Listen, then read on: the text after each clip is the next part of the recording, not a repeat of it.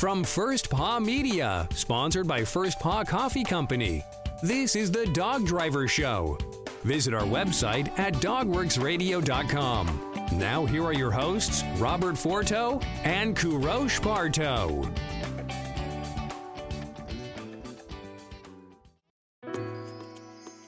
This episode of the podcast is brought to you by First Paw Coffee Company, specializing in private label premium blend coffee. If you're serious about coffee, you should check it out. First Paw Coffee's passion is high-quality, small-batch roasted coffee. They take the extra time to taste and get everything perfect before they release new blends. They aim to bring you a cup of happiness each time you pour yourself some coffee. Find out more at ak.dog/free and enter for a chance to win some First Paw Coffee prizes, a book from our collection, and tote bag. One winner will be selected at random each month. That's ak.dog/free. From First Paw Media, sponsored by First Paw Coffee Company, this is the Dog Driver Show. Visit our website at dogworksradio.com. Now here are your hosts, Robert Forto and Parto. Hello and welcome everybody. This is Robert Forto for the Dog Driver Show, and I am joined by my co-host, Parto. KP, how's it going? Doing great today. Looking forward to have a great interview with one of my friends who's been in the sled dog sport for a while. He has. He's been mushing for over 30 years. His name is Michael Tetzner. He is calling in from Germany, but is a well-known name here in the Alaska circuit for sure. Michael, how's it going today? Hi, it's going very well. Can you do us a favor and tell us a little bit about yourself, please? Yes, my name is Michael Tetzner. I am married with my lovely wife Doreen and my 9-year-old daughter, and 3 times world champion. I'm in the sport since '87. I am living in Germany, and I grew up with the sport. I had a lot of work and start with all the races here over in Europe, and then I think it was in 2000 I had the possibility with my friend Gerd Biddle to go to Alaska and see the real mushing, and so that's it. So the focus is on Alaska now. Michael, as some of our listeners, they may or may not know, we know each other. We've been racing with each other for, over 30 years, probably in Europe, back in carts and Siberian Huskies, and now with Alaskan Hounds here. Tell me a little bit about the way that you think this sport is evolving since those years. I think the problem is to have more dogs. That's the main problem for all the people. And now in this time when the Canicross is coming up, the people with one dog can do more sport. So there will not coming more sprint or distance musher coming up with more dogs. I think this is the main problem right now. Do you think the cost of a big kennel is a challenge? The money that it would cost to have a bigger operation for a bigger kennel? I think not real. You know, when I was poor, I had still like 16 dogs or something. Everybody can do that. Just the most people are a little bit shy to do it. It's my opinion. Yeah. Michael, you are a dog breeder. You've been breeding dogs for years and years, as I remember. And last 10 years or so, you've been bringing your dog team to Alaska. Tell us a little bit about the challenges and sacrifices that you have to make to bring a full open class team among the elite of our sport to Alaska, traveling from Germany to Anchorage or Fairbanks. Yeah, okay. First of all, before 9/11, it was very easy. You know, you go just in a cargo machine and put all the dogs in. how much you want, right? And then sometimes we was like 10 musher in one machine, and we had some fun.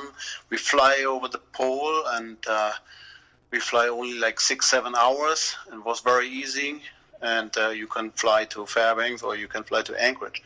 And now it's like, I have right now I have 70 dogs, and I fly always over with 32 dogs. That means a full pallet. And if I want to fly with like 28 dogs, then next time they don't let me fly with 28. They don't let me fly anymore with 32. So the thing is, I have to go always first with 32 dogs, and the second is with a full pallet of dogs, you cannot fly to Anchorage or Fairbanks. So I have to fly to Calgary, to Canada, and drive all the way with my truck up. That's the thing. A lot of work. How do you transition your diet when you come all the way from Germany? For our listeners, if they're not familiar, Michael has a dog food brand in Germany, iSpa, and switching from iSpa to a local dog food here, how difficult is that? And tell us a little bit more about iSpa, the concept. Okay, first of all, iSpa is my company. I found out that fish is the main thing for dogs, so I talking with a lot of native people, and I find very out the fish is the thing, and so I have a lot of good products and supplements. So I opened the company in 2012, and it's running very well. So the thing is, I take a lot of food with me, and I try always to ship it for myself to Anchorage. But the most time I'm running out of food, so then I have to find something out what is good for my dogs in Alaska, not to change the diet. But some products work. So, and I feel very nice with that too. Michael, we talked about Alaska several times in this conversation. Why do you come to Alaska? I think it's I run like an Alpen trail in I think it was 2001. I get second in the 12 dog class, right? And the difference is to go in the Alps, serpentines up and down and so on. The dogs getting when they run uphill, they don't get tired. When they run downhill, they don't get tired. So I think when you go full speed, very full speed, then the dogs go on the maximum on their own limit. And so running very fast with the dogs, running like the Triple Crown, like North American and Rondy and Toke, this is a main goal for me for racing. Otherwise, I had already stopped. So, and I think to find out for breeding and for racing, to see what is a good dog team and what is good dogs, you have to run against the big boys, Michael, if we could step back just a second, and it relates to what you just said about coming to Alaska and running that Triple Crown. You had mentioned since 9/11, travel has gotten quite a bit tougher, and you had also mentioned that you can no longer fly into Anchorage. You have to fly into Calgary. So my first part of that question is it financially viable for you to come over here every year? And if so, could you possibly share with our listeners what it would cost to get that big of a team over here? And second part of that question, why did they change the rules now where you can't fly into Alaska, but you have to fly into Canada? Okay, first of all is fly into Alaska. Let me say there's some musher, they fly always over, like for the Iditarod and so on. I think it's a hard way to find it. You have a lot of to organization and everything, but you always there's a way to do it, but the cost goes always up like double and more and more and more. So I have a sponsor company for that. What helps me a lot, and and on the end, it's for me, it's the easiest and cheapest way, let me say, to go to Canada and take my truck and travel up. I know it's like 14 days maybe on driving. Okay, I have a little bit of rest time, I see the nature, but it's still cheaper as flying with an open dog team to Anchorage or Fairbanks, So when I shall give you a figure, let me say like one trip, one way ticket is $20,000. So if you have a double, it's $40,000. Wow. So back and forth would be $80,000. You know what I mean? Right.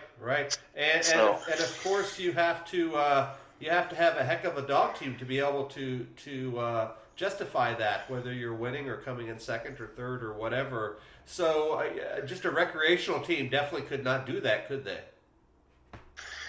Yeah, I mean, I have a slow dog team, but I mean, to beat everybody is not easy, and you have to be right on the point in the moment, and this is the only thing what's pushed me, my family and my kid is pushing me. Otherwise, I had already stopped. So they say to me, you can do that, and you need to try to win Onak or try to win the Ronnie, So that's the only thing why I go over, because they push me, So, Michael, for our listeners, I need to mention that you have part of your Tetzner team, of course, Michael and Doreen Tetzner. There is also a very young lady, talented Leonie Tetzner.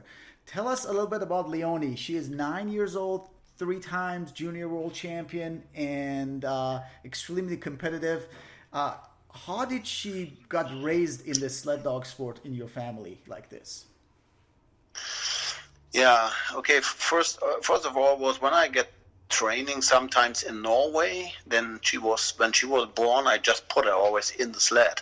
So she was with me all the time on the sled. So after a while, when she was able to stand on the sled, we go 16 dogs with 2 persons staying on the sled, and later we go with 16 dogs double sled. So she is hang on the 16 dog team. So she know everything about sport and about dogs. She's much better as me with the dogs, much better. So that means like when she goes out in the kennel, she can fix all the dogs and handle everything. I cannot fix it. I even don't know all the names of the dogs, and she knows the names, right? So she's very talented with this, and she was, I think, 3 times world champion and 4 times junior North American champion, and right now she make diving. She's diving master, and she is doing running, and she wants to go to Canicross and stuff. So she's running every weekend, I think. So she's very, very tough person. So I think also on the school, she shows it in the school that kids shall not sitting on the computer. They shall go outside and so on. This is why I support her, because I like her idea always to be outside, So earlier you learned about First Paw Coffee Company, and now I'm going to tell you about its Tail Wagger Blend. First Paw Coffee Company's Tail Wagger Blend is their first offering, and its name and label were crowdsourced from their Facebook fans. How cool is that? The Tail Wagger Blend is a private label premium blend that was developed just for them. It is a medium roast from Colombian beans with tastes of Brazil nuts, grapefruit, and oak. Be sure to go to ak.dog/free and enter to win a bunch of cool prizes. That's ak.dog/free. Michael, as I mentioned earlier, you've been breeding sled dogs and sprint dogs for years. Tell me a little bit what you look for when you are trying to create the super dog. Yeah, sometimes I think the people, except me too, it's like they're going a little bit blind, you know what I mean? They think on their own kennel that they think when they breed and they're looking on their own kennel, they say, oh, I have super dogs, But the competition is in Alaska to see what is super dogs. So if you have the first time the right speed and the right dogs, to find the competition, then you can say, okay, I have good dogs, and then you must be nice to yourself and say, okay, from my, let me say 16 dogs, how many can do it? How many can make it? And on the end, maybe you come to number 3 or 4. So I think everybody has 4 super dogs in the kennel, not more, when he's honest, So and on that way, I try to breed the best with the best, of course. But then I had a little bit luck too, because Terry Streeper is one of my godfathers, and I bought a team, a complete team from Klaus Stafflinger. I bought the whole dogs from Wilhelme, and I'm good friend with Ari Leitinen, so that we know all about good breeding and good racing dogs, So, and when I got the dogs from Klaus and Wille, then I had maybe let me say 4 super dogs in my kennel. They had 4 on each other, so then I had 12 super dogs. You know what I mean? Mm-hmm. So that's the base. So everybody who wants to make a big step forward should buy a kennel. When you are talking about super dogs, Michael, lots of folks who are not familiar with Alaskan trails, they have this image of our trails being, some flat trails, with faster speed. You've done it all. You've won championships in Europe, in Germany, in Scandinavia, and in Alaska. How do you compare our trails and our dogs here to what you've been seeing in Europe and Scandinavia in general? Yeah, the trail is much harder, much faster. The miles are exactly. The trail is rock hard. The air is dry, so the dogs are more. They have more the possibility to go very faster, So and the dogs have to learn the speed. So and I think.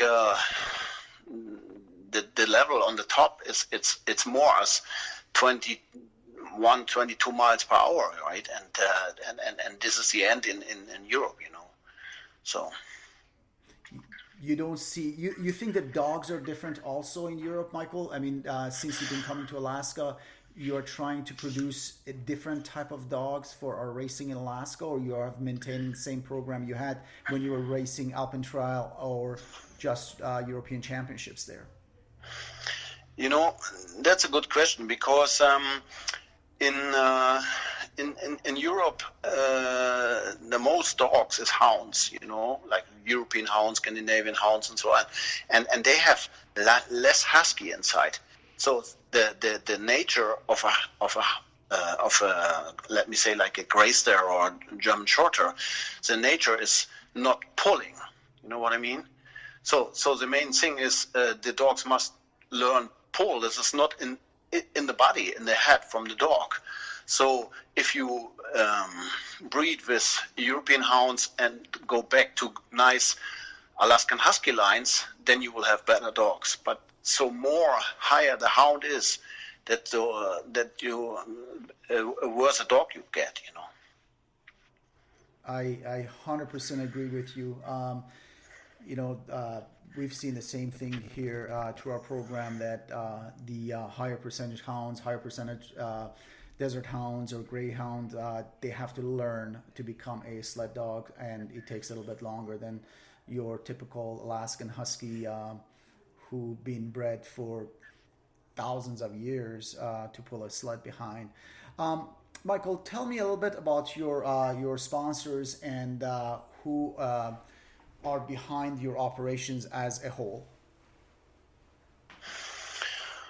Okay, I have my own food company, of course. Then I'm working since many years, like with Danler Sleds and Lupin Headlamp. Then I have a good operator for flight. It's called Kühne Nagel from Germany. And my good partner over in Alaska is like the Cheap Creek Lodge. So we're working now like 5 years together. That's a good help. And a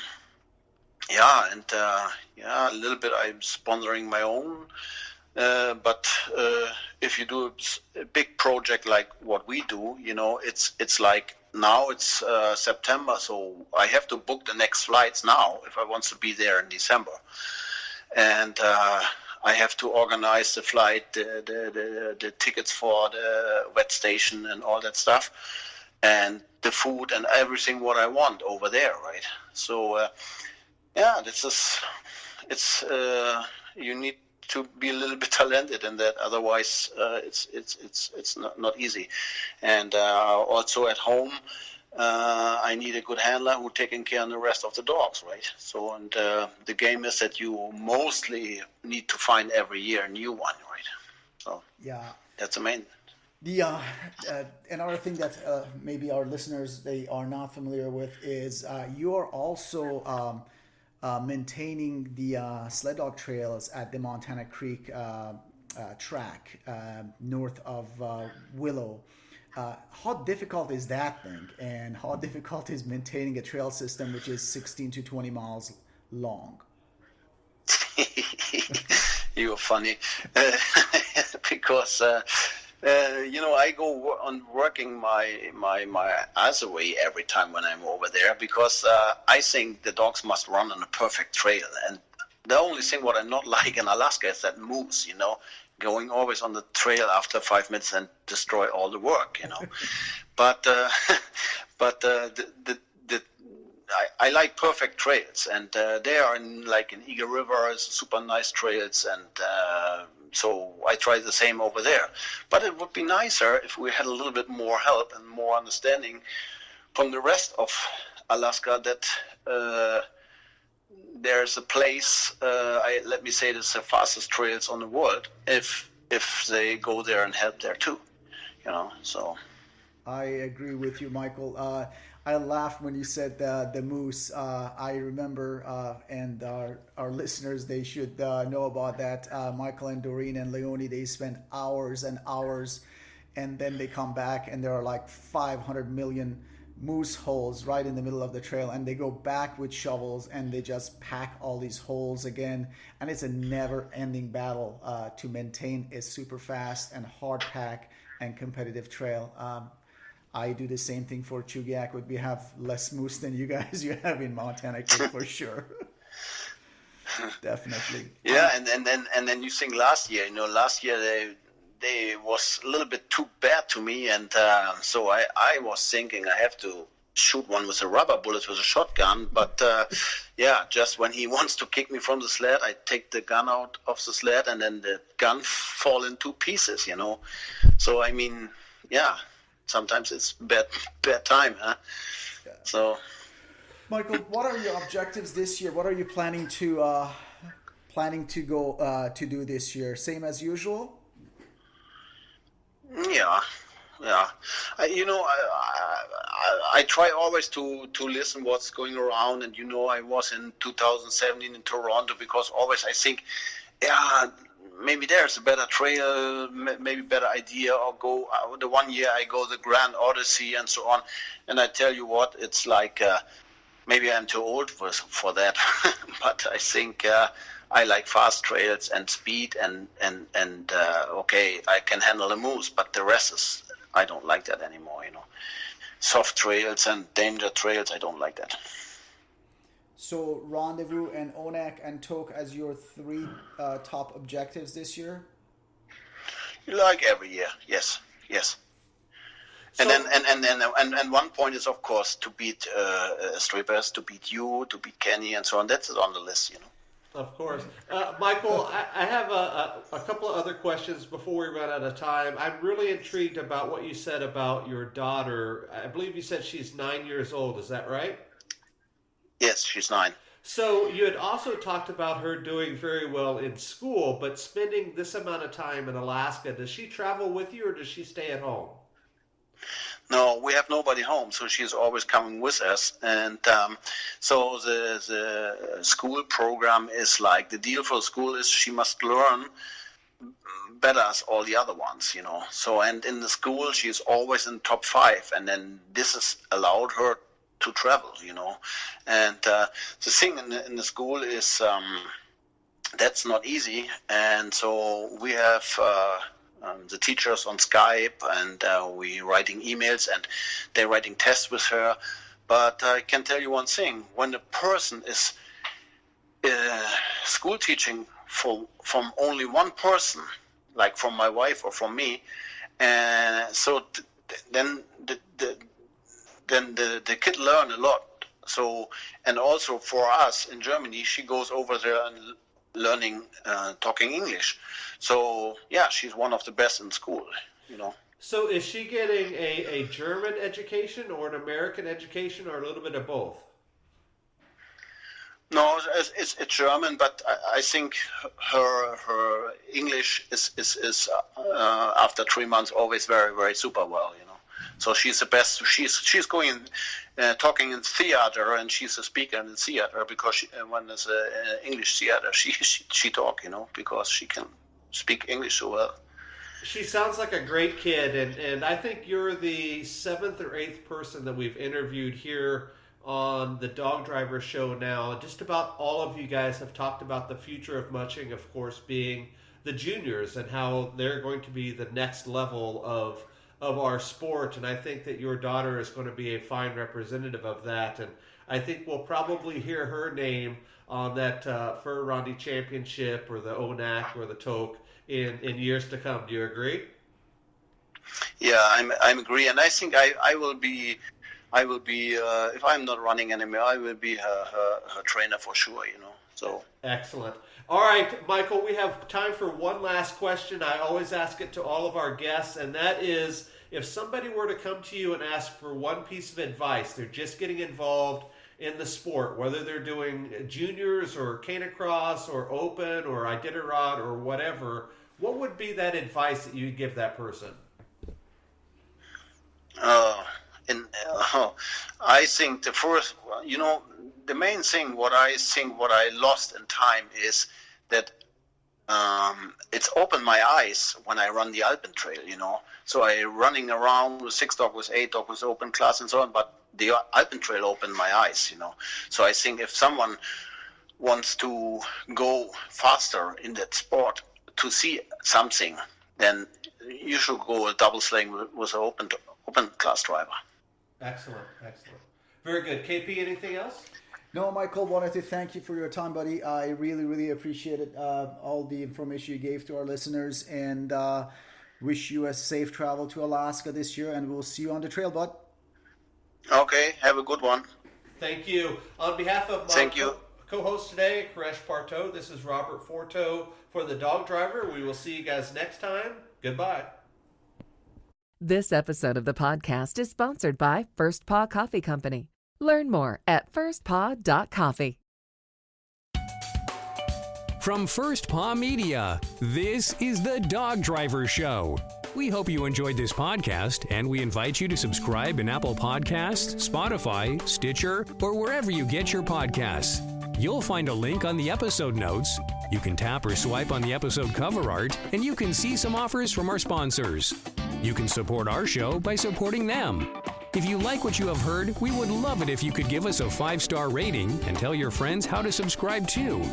Your hosts are Robert Forto and Koresh Parto. Our producer is Robert Forto and created for First Paw Media.